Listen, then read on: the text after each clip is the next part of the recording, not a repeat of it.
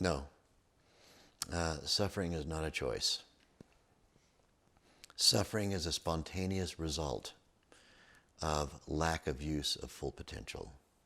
And if one could simply start using one's full potential by making a decision to do so, all of us would have done it.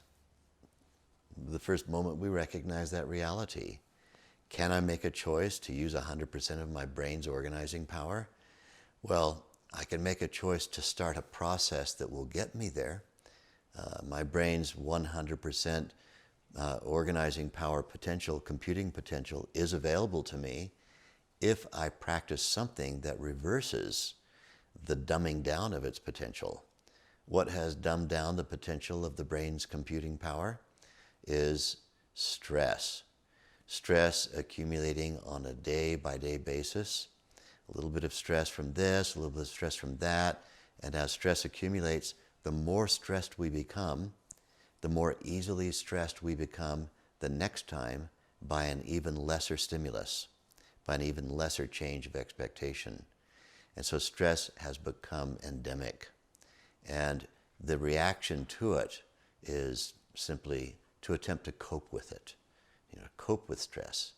We don't have any functional means whereby naturally you release on a daily basis all of the stresses that you accumulated in a day, and also to release all of the past stresses. Where Vedic meditation practiced twice a day does exactly this.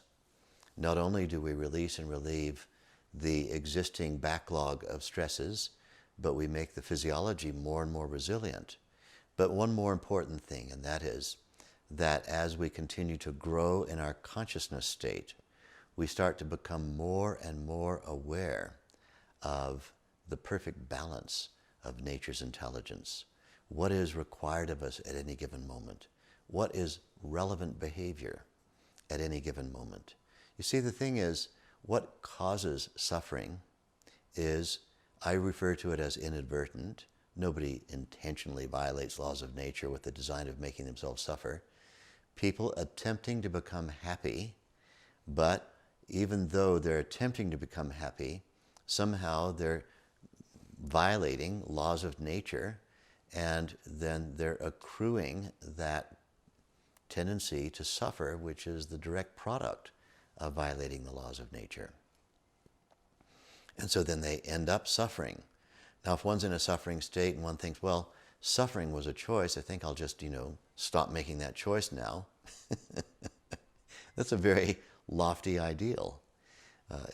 If we want to be in a state where suffering stops, we have to stop the tendency of inadvertent violation of laws of nature.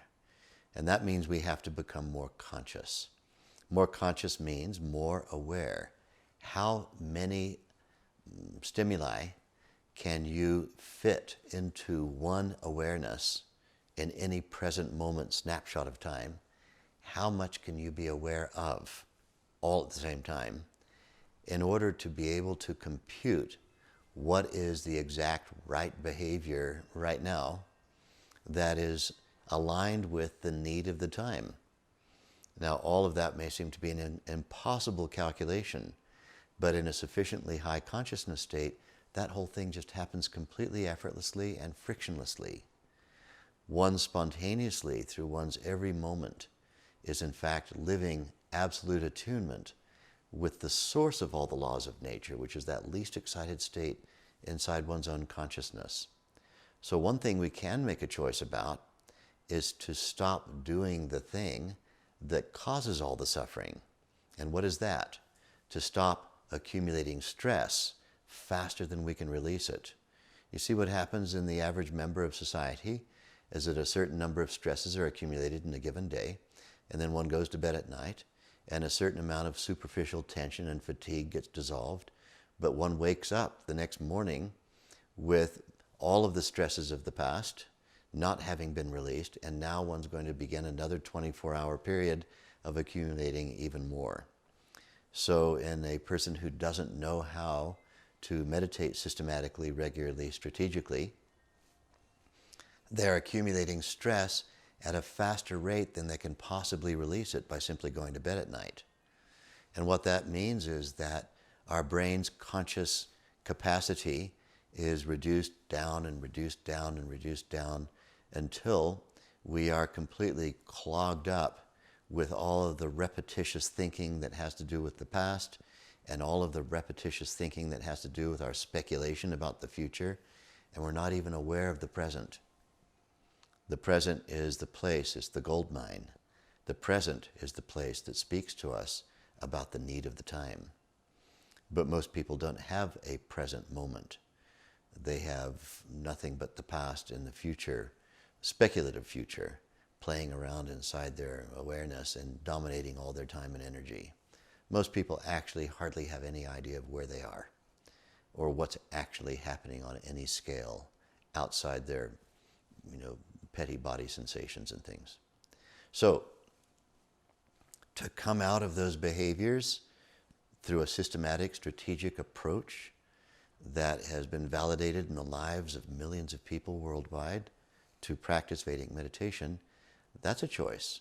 So we can make a choice to come out of the source of suffering and systematically reduce it until it is no longer present. That's a choice that's in our hand.